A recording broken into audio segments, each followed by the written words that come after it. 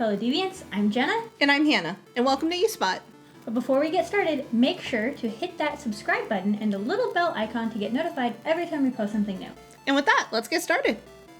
Microsoft has announced that the co-founder and technology advisor Bill Gates has stepped down from the company's board of directors to dedicate more time to global health, development, education, and climate change. Gates confirms that while he is stepping away from the board, he is in no way stepping away from the company. He continues stating that he will be engaged with the technical leadership to help shape the visions and achievements of the company's ambitious goals. Gates' first project, or at least first thing he announced, is that he will be helping out with the efforts to contain the COVID-19 coronavirus by donating money towards the efforts that the doctors are putting towards their research. Along with Paul Allen, he co-founded Microsoft in 1975, and until 2000 did act as the CEO of the company. He was succeeded by Steve Ballmer, who then passed the role on to Satya Nadella in 2014, the same year that Gates became chairman of the board. We here at Devious Eye would like to say our thanks to Bill Gates for everything he's done in this industry and for Microsoft as well. We look forward to seeing everything he does in the near future. There is exciting news for GameStop, with their board of directors is getting a new member, and it's one we all love and are familiar with. Reggie Fils-Aimé, former president of Nintendo of America, celebrated the end of his tenure with Nintendo on April 15, 2019, but is now joining GameStop. Reggie has been spending a lot of time in education, including regularly giving lectures at Cornell University as part of its Department of Communication.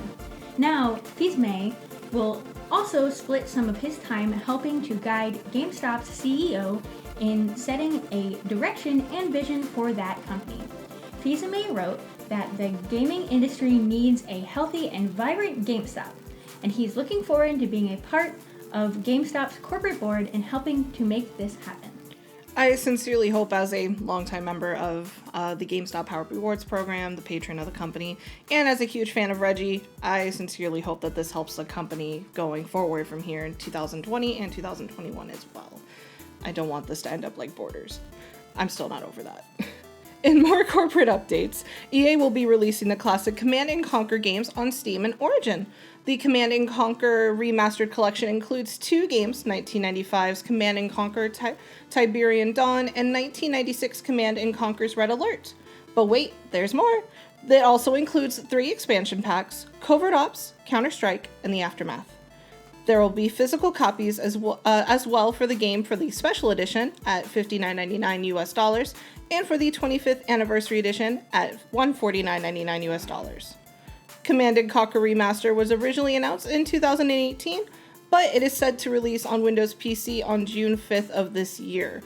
I have a lot of friends who put a lot of time to this series, especially with all these games. I know once this collection's out, I'm not going to hear from them for like weeks. According to ARC sources, there was a mysterious Star Wars game that was leaked on PlayStation Network. The headlines read as a seemingly leaked title, so Star Wars Project Maverick being posted there may not have been accidental. It was originally posted by a Twitter bot due to the listing that was created for the game on European PSN Backnet with a logo image attached to it. The Twitter bot has outed other hidden listings such as Resident Evil 3 before that official announcement was made. There was a word that EA canceled a Star Wars game codenamed Viking in 2019, but there was a smaller, more unusual project that's still in the works at EA in Montreal. It is possible that this is Project Maverick. Many other Star Wars titles have been canceled, including an Amy Hennig and Visceral game project codenamed Red Tag, and other game a EA Vancouver codenamed Orca, which was also canceled. Here's to hoping that Maverick can avoid this curse. And if it's anything like Star Wars Jedi Fallen Order, EA, please give us this game. Fallen Order was so good. I would love to see more, especially if it has that same play style. It was addictive. I still play it. Overwatch will be facing some changes as their lead writer Michael Chu is taking his lead from Blizzard. He announced on his Twitter page that after 20 years with Blizzard, he will be moving on to other things. He started off as a tester for Diablo 2, Lord of Destruction, and later worked as a writer and world designer for Diablo 3 and World of Warcraft. Overwatch was where he had the most influence, as he was responsible for much of the Overwatch lore and origin characters that established the game's characters as individuals rather than mere classes with surnames. Chu did not reveal his official plans, except that he hopes to continue to tell these stories and build worlds that unite people through video games. While we are sad to see him leave, we wish him the best on his future endeavors and the new content he plans to create. I am a huge Overwatch fan. I love everything he did for the characters. Mei and Mercy are two personal favorites of mine. So I am very excited to see what he does in the future, because if it has his name on it, I'm probably going to buy it. I Am 8-Bit is the production and merchandise company that had the role of creative director of the Electronic Software Association E3 2020 showcase, until they announced their resignation just a few days ago. They announced it on Twitter that it was with mixed emotions to resign as creative directors from the evolutionary E3 2020 floor experience. They went on to announce that they produced hundreds of gaming and community events, and it was a dream to be involved with E3, and they wish them the best of luck. Last month, regular E3 Coliseum producer Jeff Keighley announced he would not be taking part in the show this year either, for the first time in 25 years. And back in January, PlayStation also announced it would bow out of E3 for the second year running. I Am 8-Bit was sent a request to comment but declined to offer details for the departure. But it was added by a representative that they have every confidence with the parties involved with E3.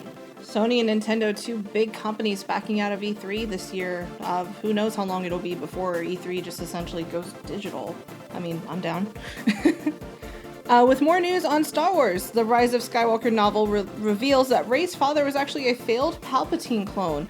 Apparently, he was actually a, quote, not quite identical clone, end quote, of Emperor Palpatine.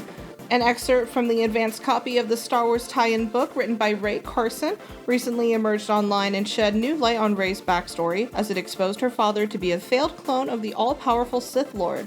The movie had some cuts made to it as an effort to condense the film, but the book does not have such restrictions and had already been said to include some expanded scenes and content not seen in theaters. It is also said to have a few surprises, all culled from deleted scenes, never before seen material, and input from the filmmakers themselves. The Star Wars Rise of Skywalker novel will be available on bookshelves on March 17th. And for those who have not seen the final movie yet, like myself, I am sincerely sorry for the spoilers you just got. Just found out as well. Hopefully the book will make up for us not seeing the movie. Fingers crossed. Well, that's all we have for today. We really hope you enjoyed this episode of eSpot. And as always, thank you to our partners of Microsoft and Razer Respawn for supporting us. And don't forget to check out our other amazing content like Paul's Curious Quarter of Controversy. And be sure to stop by the DVSI website to stay in the know for all of our future projects. Thank you all so much for watching. And remember, stay devious. Freaking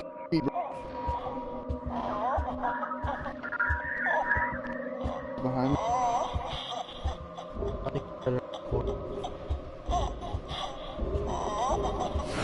Oh shit! Oh god!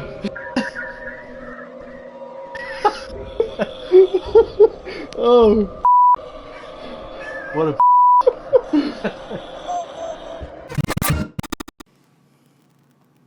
So, it looks like Konami and PlayStation are working together to revive Kojima's Silent Hills, aka PT. Oh, geez. In addition to that, PlayStation is working on mending the kind of damaged relationship between Konami and Hideo Kojima following their fallout back in 2015. As scared as I am, I really hope it works out. This report goes on to say that the game will be made to be used with PlayStation VR on the PS5. Look, the original demo already scared me as is. I don't think I need it with the VR, but Lord knows I'm probably going to play it anyway, because I like punishment, apparently. Thank you guys again so much for watching, and as always, Stay devious.